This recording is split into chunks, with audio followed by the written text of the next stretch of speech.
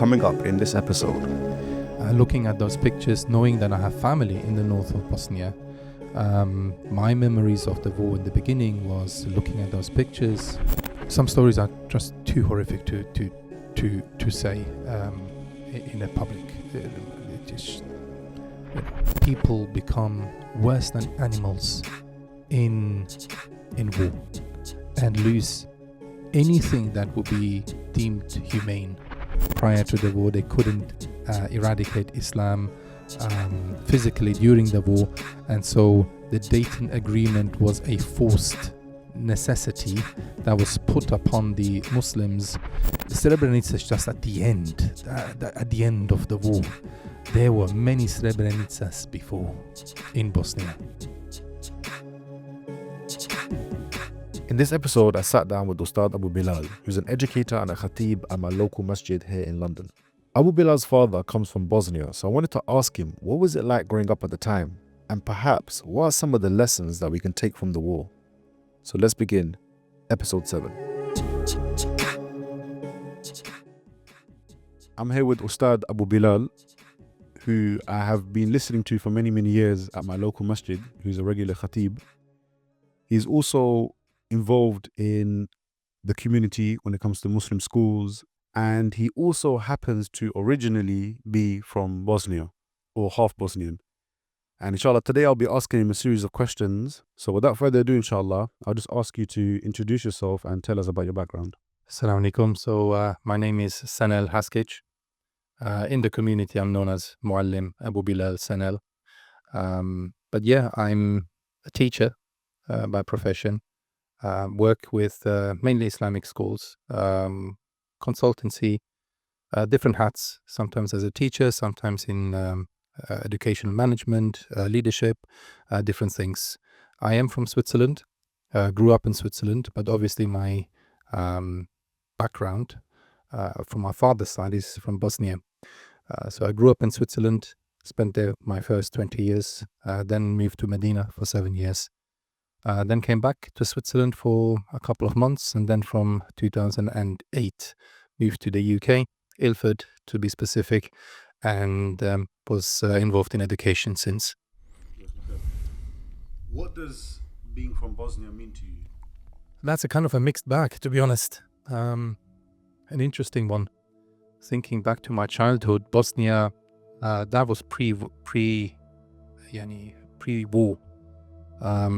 Still, Tito was Marshal Tito was the effective president of not just Bosnia but Yugoslavia, as it was known prior to the war, with all the countries that subsequently split, obviously. But for us, it was once a year we go there.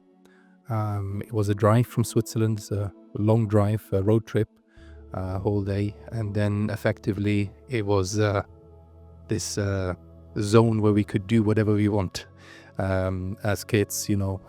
Obviously aunties there, family there, relatives there, and it meant that once a year we go and visit them and play and have a great time, especially during the summer. So that is one aspect. The other aspect is that it did connect me to Bosnia. Specifically, I can remember through my name. So we grew up in Switzerland in a tourist place, very beautiful, scenic place.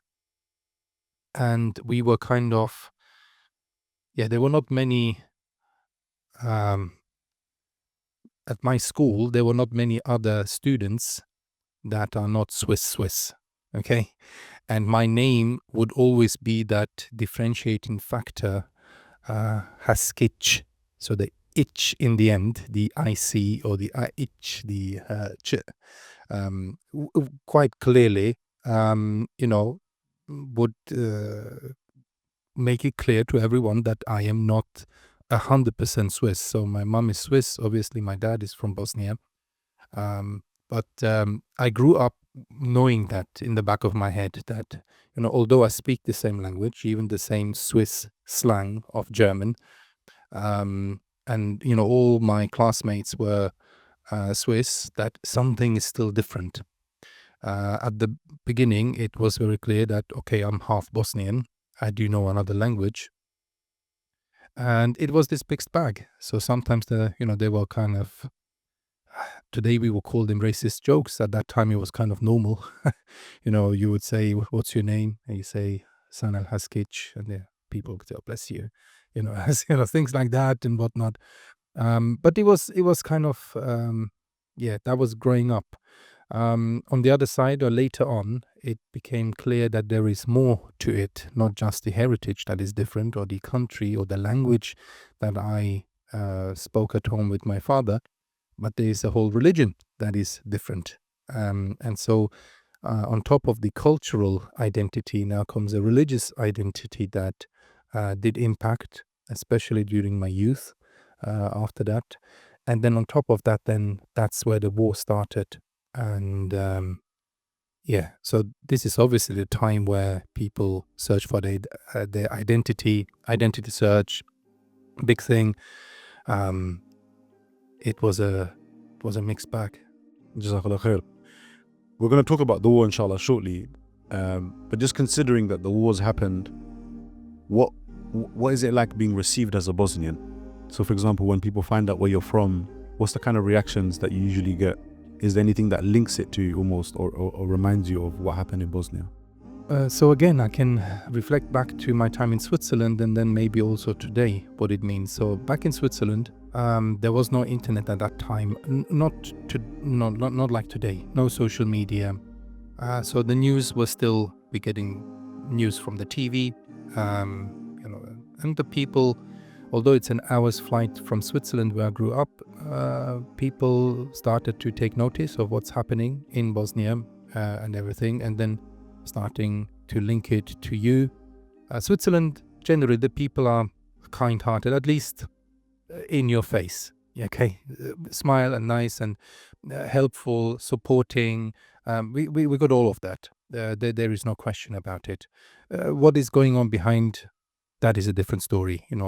People can be cold sometimes and two-faced and whatnot. But generally speaking, it didn't mean something bad.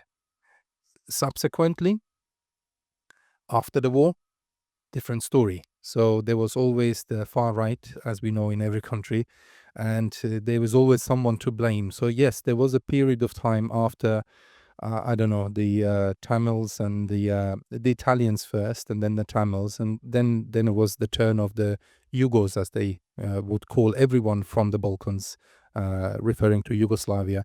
Yugos, they are, bringing us down, the economy, taking our place, the whole argument. So I am kind of, okay, am I that part? Because I have a Swiss passport, but I do identify so it was a very tricky one. Later on, and as I grew and as I became older, during my youth, 14, 15, 16, I started to see it as a strength. And I can vividly remember there came this moment where I said to myself, everybody's searching for something to stand out. You are USP, unique selling point, not in business, but as a shakhsiya, as an identity, as a personality. And, I had classmates, they were really good at skiing or football or, music or different things. Amongst the best in Switzerland, in fact. And I was always like, okay, I'm average at everything. And then I sort of, wait a second, I do have something quite unique in terms of the language advantage, in terms of the cultural advantage, in terms of the travels that we have done, not just to Bosnia, but, even to other countries. And then first and foremost, in terms of the religion, this is a whole different dimension that now opens up to me. And once we started to explore that and connect that to Bosnia, where obviously we have this even religious identity from, that is a whole complete different dimension that then just started to open up for us. Today, many years later, it's a badge of honor. If you say, I am Bosnian, although I did not live through the war in Bosnia, it is something that I carry with dignity. It is something that I identify with, at least in parts. I have no shame. There were times in the very beginning where you try to hide and whatnot, try to fit in and whatnot. Not anymore. And I say that to every youngster as well in our schools where I'm involved with, in scouting and, the youth work and the tarbiyah programs that we have. All of this, and a lot of our youngsters have this kind of mixed identity. Sometimes parents from different countries, sometimes I said, take it as a badge of honor. Carry it with dignity. This is something that makes you not just unique, it gives you an advantage. It gives you a whole new language. There are people out there, they don't know how it sounds when you speak in a different language. They don't know the foods that you're tasting. They don't know the cultural. There's a lot of bad stuff that is happening, but there are so many positives. Take it as a badge of honor and take it as something that is actually unique, and brings you in a unique position. So Bosnia nowadays, definitively something to say, this is something I am very proud to identify with. What are some of the stories that you heard or that you've read or that you recollect? Was there any involvement from yourself in terms of, did you ever visit during that time or try to assist and aid? Is there any stories from your family members? Tell us everything, inshallah. Well, how much time do you have? Bismillah. So I'm not a historian, so I'm pretty sure that some of the personalities that you have interviewed will give you an in-depth history in terms of Bosnia. But suffice to say that Bosnia, and this is something that I would get from my grandma in Bosnia, Allah yarhamha, she passed away a couple of years ago. She used to tell me that we were, we used to wear niqab, not just hijab, but niqab when we were youngsters. So Islam was very, very strong on the Balkans. And just to make everyone clear about the geography here, we're talking here about a country in Europe, close to Austria, close to Italy, most scenic place you can imagine. A 2 hours flight from the UK, a 1 hour flight from Switzerland. It is something that is very close to us. And Islam was thriving. And we're talking here about, about 100 years ago, more or less. Then came the First World War, Second World War. Bosnia was very much involved in both of those wars. In fact, some of those wars actually started in Sarajevo. If you actually join some of our trips that we do regularly from the UK to Bosnia, you would actually go and see where some of the world wars started. You can actually identify the exact spot. So Bosnia was involved, and with everything that comes with the war thorn and poverty and the rest of it. Then comes Marshal Tito. I think that's the next big chapter. Marshal Tito was ruling not just Bosnia, but Yugoslavia, because Bosnia is only now an independent country. Obviously, it was formerly part of Yugoslavia. He was ruling Yugoslavia, and this is now from my father, with an iron fist, communist leaning party. And it was basically what a lot of Muslims from Bosnia didn't know at that time is that the entire school system, it was a system of indoctrination. It was a very nationalistic kind of upbringing that my father's generation went through. It was Marshal Tito on the top, at the top. You got to almost worship Marshal Tito. Your Islamic or Muslim identity was out of the window. There came a date where my grandma was saying very clearly, not just the niqab, but the hijab, everything has to be taken off. The imams in the masajid became not almost, but in some, quite literally in some cases, spies for the state. You go to the masjid several times a day or even several times a week, and you would end up in prison. It was a very, very nationalistic approach to governing and the Adaika. So 50 years of communism in the lead up to the war in the early 90s. That was a very, it is very telling that when Marshal Tito died in the 80s, my dad was actually very sad because again, the indoctrination that they had to endure in this very sneaky way, he was a hero.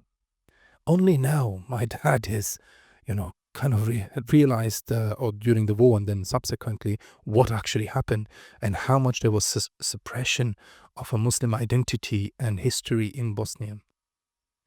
Anyways, what led up to the war, obviously, Marshal Tito died, and then since there was no one to sort of fill in the vacuum. Lot of nationalistic movements, and then also from a Serb perspective, there was history, what they remember from the Ottoman time, not directly, but from their fathers and forefathers, etc. And there was a very nationalistic movement about splitting, about anyways, a lot of history there. And there was a clear plan. Obviously, it started in the north, Serbia, Slovenia, that ended quite quickly, then Croatia for a time, and then even that kind of, I didn't say came to an end, but there was an agreement that we now will turn towards Bosnia, which is at the center. It is, if you look at the map now and how Yugoslavia was, it is the heart of former Yugoslavia. It is right in the center, in the middle. And there was a clear agreement how we're going to, between the Croatian and the Serbs, how we're going to split Bosnia, how we're going to divide it, who's going to get which part. And the only reason some historians say that Bosnia is what it is now is because they couldn't really agree. And so there was a disagreement there. Bosnia then woke up and, bifadlillah, with the grace of Allah subhanahu wa ta'ala, obviously a big role in that was also due to Ali Izetbegovic, the former first president of Bosnia, who was imprisoned prior to the war for his beliefs. He wrote books about the Muslim identity, etc., etc. He became president. When he came out of prison, he was the president during the war. And this is something that, he then put it out for a vote. Bosnia voted to become independent in the beginning of the war. The neighboring countries didn't like that because obviously they wanted to have a share in that.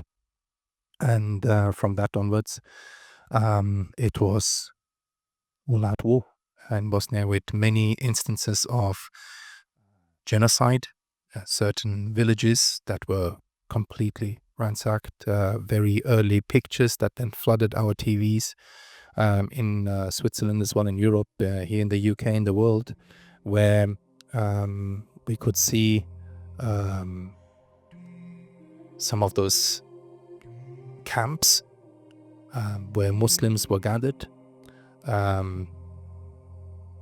didn't get anything to eat. There were very clear instances of brutal treatment of anyways, so this is what we are now seeing. And growing up in Switzerland, I was 10, 11, 12 at that time, looking at those pictures, knowing that I have family in the north of Bosnia. My memories of the war in the beginning was looking at those pictures, gaining a perspective, knowing that this is, part of me, trying to find my footing there, trying to identify, try to ask questions. You can't just Google anything at that point. It is still the early 90s, and then endless trying to call every day, spending hours on end between myself and my two brothers, just being on those old phones, just turning the dial. Those old phones, you can see them in the movies now. But we would spend hours and hours just dialing, trying to just hear the voice. That is it. Just one auntie, one, grandma, anyone, to just hear the voice that they're still alive. That was it. And then the whole thing starts again the next day, and so on and so forth. So that were my early memories of Bosnia. During the war, my grandfather just passed away at the very beginning of the war due to illness. And my father was, shall I go, shall I not go? He went to the funeral, came back, and it was kind of last second escape kind of thing. And then the entire charity sector started to open up. So, okay, we need to do something about it. We started to collect a lot of things, food items and other things, medication, a lot of stuff, and then just really trying to bring lorries and trucks. And I went with one of I can remember with my dad as the eldest amongst the brothers, going to Zagreb to deliver medicines to a specific place, which that was Zagreb is the capital city of Croatia. It was peaceful to go up till there. Croatia kind of withdrew from the north of Bosnia at that point. There were problems with the Croatian troops in the south, but we could access Zagreb, and from there would be aid going into Bosnia later on. So this is still I'm a young adult trying to figure out my identity, trying to figure out how we can help. Seeing those pictures in front of us, these are my memories of Bosnia. Perhaps tell us a bit about some of the stories that were coming out at the time. A lot of people have told me that some of the stories that they heard about that time and the things that were happening, they're not like what we see today in war. They were very, very different. There was a different level of hatred that the people had towards the Muslims there. And maybe tell us a bit about the Bosnians themselves. How were they organizing? How were they resisting this? So again, just to put it in context, I'm a youngster at that point, and what is different to today, and I think that is really important for the context here, is that the stories that you're getting, they are in the past, the recent past. Nowadays, when we look at Gaza and Palestine and conflicts that are happening around the world and genocides that are happening around the world, these pictures are live, and you hear the stories almost as they happen. In Bosnia, it was, okay, it happened weeks ago, months ago. We escaped and we are here to tell the story kind of thing. You hear it in the past almost, although being albeit the recent past, but it is the past. And some of the stories then you have to verify and whatnot. But the point here is, it is, some stories are just too horrific to say in a public. It is, I share them with some individuals, maybe during the trips when we go to some of the journeys and some stuff. But it is truly, people become worse than animals in war and lose anything that would be deemed humane. Humanity is out of the window. Some of the stories and incidents that we heard that have happened are indescribable. Just as if there's a competition of how can we take the karama and the dignity of people away in the most horrific way. And just as if there's a competition as who can do it even more horrific. So I don't want to really focus on that too much, but Bosnia and Bosnians as a nation is a nation of dignity. So even though you will hear these stories, sometimes from, around the campfire or, if you're alone, Bosnians by and large today don't want to talk too much about it because, at least what I found, it's a very, very much a nation, a people of dignity, not victimhood mentality. And they want to talk more about the hikam, the wisdoms, the lessons that we can learn from that episode, from the war, and how we can move on from that point. Yes, there is the Srebrenica Day. That is a stark reminder that there was a genocide, officially now legally called a genocide, by the way, that has happened, barely 30 years ago in Europe. And we're not learning about it in school. We do learn what happened during the First World War, during the Second World War, but this seems to be a chapter lost. So yes, that is the remainder, like a stark reminder for all of us. True. Having said that, a lot of Bosnians, and I've interviewed, we have family friends from Bosnia, people who have lost their fathers in Srebrenica, close family friends. They want to talk about the lessons. They want to talk about how do we prevent it in future. Because, again, there was 50 years of communism prior to the war. There was 50 years of trying to eradicate Islam and the Muslim identity in the Balkans through a systematic move top down from the government, army, institutions, media, you name it. That didn't work out. Yes, they would be able to eradicate. I mean, a lot of Bosnians nowadays, you see, Salah, very rare, Ramadan, very rare. That you see the generations that they could eradicate the practice of Islam, but the Bosnians will carry with a level of yaqeen, the shahada in their hearts, which is, I have not seen many other people like that. And from that spark of iman and that spark of the shahada came the entire resistance. It was built on that La ilaha illallah Muhammad Rasulullah. From there, everything started to be rebuilt and people started to come. And one of the unique things that happened in Bosnia is that anyone who came to help, to support, whether this is in terms of physical help or charity, they were all immediately under the command of Ali Izetbegovic within the official Bosnian army. And there was no, there were in the beginning some fractions in here, but it was rooted out very quickly. They were from the beginning with very little weapon, next to nothing, stones and rocks and hammers and what they could find in terms of tools in their houses. The resistance started and was building up. This is what I hear. Obviously, I wasn't there. I can't, but from what we heard, and the resistance started to be very organized. And this is something quite unique to Bosnia, quite unique in the sense that later on in other conflicts that were happening, there was much more disunity. So in Bosnia, this was, I think, from the beginning, it was quite unique and quite strong, and it kept the people together. And there was a lot of dawah, a lot of learning Islam anew, and that happened during the war as well.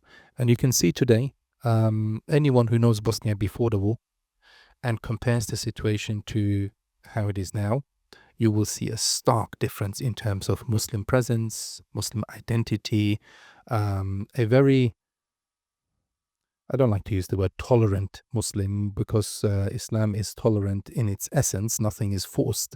But the practiced Islam in Bosnia right now is an Islam that is growing in terms of presence, growing in terms of identity, in terms of practicing. And it wasn't like that before the war. It was very hidden in the shadows. And yes, people go there and say, why is this now? They still have complaints and whatnot. Habibi, you know where we came from? You know anything about the history? There's a long way to go. There's a long way to go still. But it is the same 50 years, like one of the personalities in Bosnia. He said famously that it took 50 years, 50 steps to try to dismantle Islam and the Muslim identity in Bosnia. We need to take the same 50 steps back. There is no lift or no shortcut. We have to walk it back, and it will take some time. But I hope, inshallah, that it will be a stronger, more practiced Islam that is now developing in Bosnia. Something that is, how to put this, more balanced. Again, the word balance is maybe not the right one. Apologize for my English, but something that is conscious and is grown up in the context of how Islam is perceived in the entire world. Jazakallah khair. Talk to us about how did the war come to an end? How did that happen? And tell me a bit more about the things that you mentioned about how the Bosnians, they want to speak about the lessons from this episode. What are those lessons? Well, effectively, the historians can give you the exact reasons as to how the war came to an end, but how it is perceived on the ground, and I'm speaking to my own family, relatives, other friends and family friends in Bosnia, and many students who came to study with and love for the sake of Allah subhanahu wa ta'ala subsequently, is the kind of common opinion on the street is that they couldn't eradicate Islam politically prior to the war. They couldn't eradicate Islam physically during the war. And so the Dayton Agreement was a forced necessity that was put upon the Muslims in Bosnia, and to put them in that kind of political stalemate that they have at the moment. It is one of the most complicated political situations that you find in Bosnia at the moment, with a government that is built up with so many MPs. It has to be in a certain specific way to represent every fraction within the country. It is almost impossible to pass a law. It is a very fragile situation politically seen, but it is what it is. And then subsequently they started an entire agenda of against the Arabs that were still in Bosnia. Any foreigners or deemed foreigners in Bosnia, there was a whole campaign, media campaign against them. There is a whole campaign against charities that were very active in Bosnia. And you see, mistakes were done and nothing is perfect, but by and large, there was a lot of khair, a lot of goodness, not just for Muslims, but for the entire Bosnian population. So there is a kind of a third wave now where they try to maybe not eradicate, but definitively minimize the influence that any Muslim or Muslim identity or Muslim presence should be kind of minimized. There are forces they don't want to see that in Europe, not in a majority. Bosnia is still a Muslim majority country, although statistically it is almost on the verge at the moment. But again, there are games and political games that are played out nowadays in this third attempt almost to minimize the Muslim influence in Bosnia, which is sad. Because when we speak about free speech and I know we would kind of advocate democracy from a Western perspective and whatnot, let the people decide their own path. Which anyway, a lot of games, a lot of things are happening. On the ground, however, what the Bosnians want you to know, and I've interviewed for my school, I've spoken, again, family, friends, I've been in Srebrenica, in the very places where, the genocides happened. And by the way, Srebrenica is just the one that we know. Srebrenica is just at the end, at the end of the war. There were many Srebrenicas before in Bosnia, many villages that mass graves and all of that. This is just the pinnacle, really, Srebrenica today. But again, people want you to know that let's not repeat history. Let's learn from history. So they share with you lessons like know who you are, know your Muslim identity.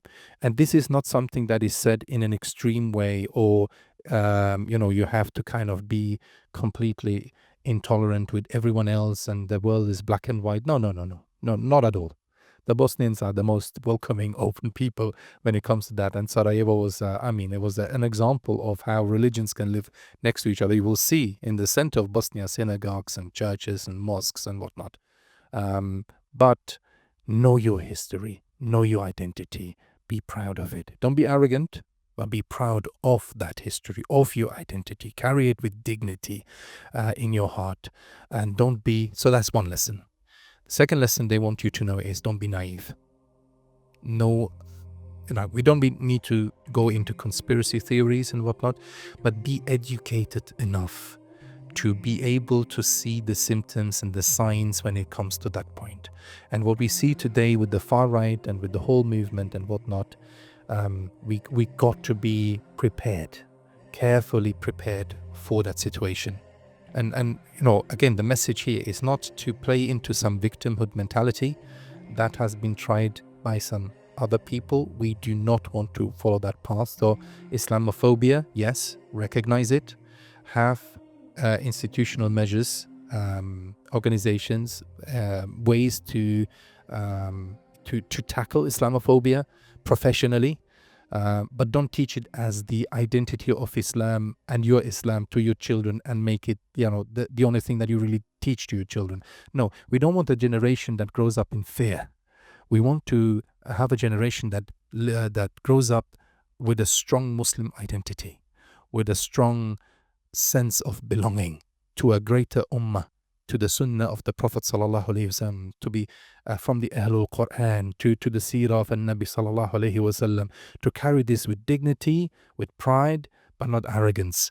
That is the message. And when these Islamophobic attacks happen, don't be naive. Be educated enough to know how to professionally tackle them. Don't be reactive. Wait for too long, or be very reactive in your response that it almost becomes like it happened in Bosnia. People just literally being escorted to a mass grave while still alive, put on their knees and just shot in their head like lambs, to the slaughterhouse. May Allah protect all of us and all the Muslims and all the victims around the world. This dhulm needs to stop, and we need to be educated enough to see the signs for it. These are the two main messages that a lot of Bosnians want you to know.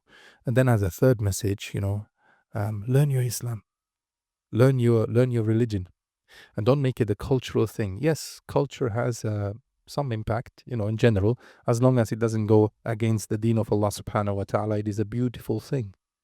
You have different cultures, and we are on the verge of Ramadan. May Allah grant us Ramadan. Different cultures around the world perceive Ramadan in different ways, and that is the most beautiful thing in terms of food and culture and cultural practices. As long as they go within the framework of Islam and they don't go against normative Islamic practices, this is a beautiful thing. But once you make that your religion, i.e. the culture becomes your religion, then we have a problem. So what they say is, look, we didn't know that. In fact, we were made to hate it almost and not learn about Islam. This is what is unique about this beautiful religion. This tawheed is a beautiful thing. It connects you directly with Allah subhanahu wa ta'ala. The sunnah of the Prophet sallallahu alaihi wasallam is a beautiful thing. Know about your Prophet sallallahu alaihi wasallam. Know about the seerah. Know about the things that make this ummah a unique ummah, a special ummah, an ummah that is beneficial to not just the Muslims but the entire world. Make that your priority. Learn about your deen, and then practice it. You don't need. Not everyone needs to speak about dawah and talking and calling people like that to Islam, but just your behavior in your normal job, with your families, outside, just your behavior, your character, the way you interact with the people next to you, that is an advocate of our beautiful faith. Jazakallah khair. You kind of answered the last questions that I had, but I'll just repeat them in case there's anything that you want to add. So I'll just list them. So one question was, how does it affect Bosnians today? That whole episode, how does it affect the psyche of Bosnians today? How does it impact the wider ummah? So we know, for example, my father tells me that Bosnia was the time that woke them up in the UK regarding Islam. And lastly, what would your message be to the people, the youth especially, who haven't heard about what happened in Bosnia? Why should they know about this? Why should they listen to this story? I mean, just to answer the last question, as much as we learn about all the other historic things that have happened in the last 100 years or so, in school, at school, learn about the World War I, II, and other conflicts. This is a very, very important chapter for Muslims living in Europe. Okay, this is very recent history. And it will definitively impact the way you look at Bosnia, will impact the way you look at yourself, and how you look at the ummah, and how you look at conflicts today. It helps you contextualize it way more than if you don't know anything about it. Having said that, we must be 100% clear. As I said and mentioned earlier, the war is not over. Yes, the physical war is over, but the media war is in full flare, even in Bosnia at the moment. And the big message, away from the lessons that the Bosnians will tell you, the sentiment that was there during the war and is also there to some degree now is the same sentiment you hear from our brothers and sisters in Gaza, in Burma, in Kashmir, in many of the places, and it is, have you forgotten us? This is the one message that that I've heard time and again. It is something that, they couldn't imagine how literally there were bombs raining on them for days on end. There was no food. Sarajevo, the capital city of Bosnia, was completely cut off the world, and they couldn't imagine how an ummah of such strength in terms of number and governments and money and all of this, how they could completely have forgotten them. This is just that's basically the last straw. It kills your hope, and when there is no hope, there is no future. And so the sentiment that the Bosnians will share with you in regards to what we need to carry on for conflicts today is, don't forget them. And I'll give you a very practical example, okay? Away from a fiqh debate. There is a fiqh debate regarding that as well, but away from that, the demonstrations that are happening at the moment for Palestine, and so there's a whole discussion. Do Muslims go and participate or not? And, what's the benefits? And there's a whole fiqh discussion about it. So aside from all of that, if and when you do join one of those demonstrations, with the adab that is required and with all the, keeping it within the law and all of that, the one intention that you must remember is that this is something that this is a message that you're sending to the people who are in the conflict at the moment right now. And they see it when there are thousands of Muslims and non-Muslims marching in the capital city of the UK, of Germany, of America, and they show a sign of support. Just this message gives them strength to carry on. It basically makes them aware that we haven't forgotten them. And yes, there is way more we need to do than that. But this message that you're giving in a couple of hours, when you, and I don't say you have to participate in every single demonstration or anything like that, but just when you go, and if you have, when you have time and you go there, make this your intention. Not a political change and whatnot. These are all things that may happen, may not happen, and whatnot. This is your intention, that you are showing a message of support with all the adab, all the morals and etiquettes that are required in such a moment. Don't be, hot-headed and do some crazy stuff. And I'm not asking for none of that. Just the message of support, because that is the last thing that will die in a conflict. And I got the message from Srebrenica, I got the message from Sarajevo, I got the message from many, many, many places that this is what we felt during the war, that people have forgotten us. And this is in many ways worse than not eating for days and not drinking for days and the bombing and whatnot. If basically no one is aware of your situation, and you lose the hope. And so with the help of Allah subhanahu wa ta'ala, obviously, alhamdulillah, things turned out much better. You can extrapolate it to even today. Sometimes you get the sentiments today because the political war, the media war is still going on. And the Bosnians are, still restricted in travel to some degree, and so there's economic restrictions and whatnot. And this sentiment, have they forgotten us and forgotten what happened to us, is still ongoing. So when you travel to Bosnia today, for example, and show them we haven't forgotten you. And yes, we want to talk about the war, but we also want to talk about your beautiful country.